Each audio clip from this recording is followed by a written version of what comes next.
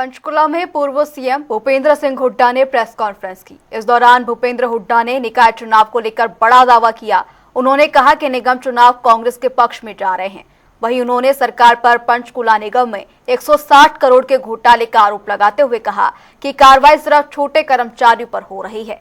साथ ही भूपेंद्र हुड्डा ने 5 राज्यों में हुए विधानसभा चुनाव का हरियाणा निगम के चुनाव पर असर को लेकर कहा कि हरियाणा में 11 साल से बीजेपी की सरकार है। इस एंटी इनकम्बेंसी का फायदा कांग्रेस को होगा।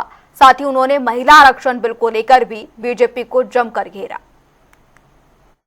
आज 3 जगह कॉरपोरेशन के चुनाव हो रहे हैं हरियाणा में, पंचकुला, अंबाला, सोनीपत।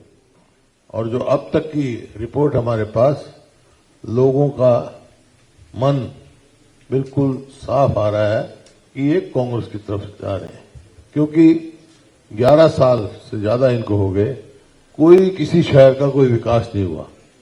या आप कहीं जाओ, टूटी हुई सड़कें, सीवरेज खराब, मतलब शहर का जो होना चाहिए था, पंचकुला शहर जो हमारा एक किस्म से राजधानी है और चंडीगढ़ से बेटर प्लान्ड, चंडीगढ़ से बढ़िया इसका विकास होना चाहिए।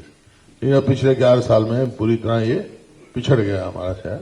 तो कोई 11 साल से कोई विकास नहीं हो रहा, बल्कि एक के बाद एक घोटाला हो रहा है। यहाँ आप स्वयं देख रहे हैं, बैंक का घोटाला, कॉरपोरेशन का 160 करोड़ रुपया का पता ही नहीं कहां है, कैसे है भाई, क्यों उस बैंक में दिया, जबकि ये इंस्ट्रक्शन है कि सरकारी पैसा नेशनलाइज बैंक में जाना चाहिए।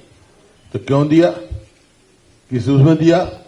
अब कर्मचारियों पे भी, बैंक के जो कर्मचारी हैं या जो कॉरपोरेशन के कर्मचारी हैं, जो छोटे कर्मचारी हैं, उन पे गाज गिराई जा रही है। असली कौन है इन्वॉल्व में, उस तक नहीं पहुंचा जा रहा।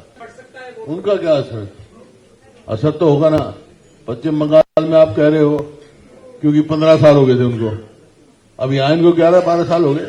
फायदा होगा कांग्रेस को, एंटी इनकम्बेंसी, क्योंकि किया ही कुछ नहीं उन्होंने।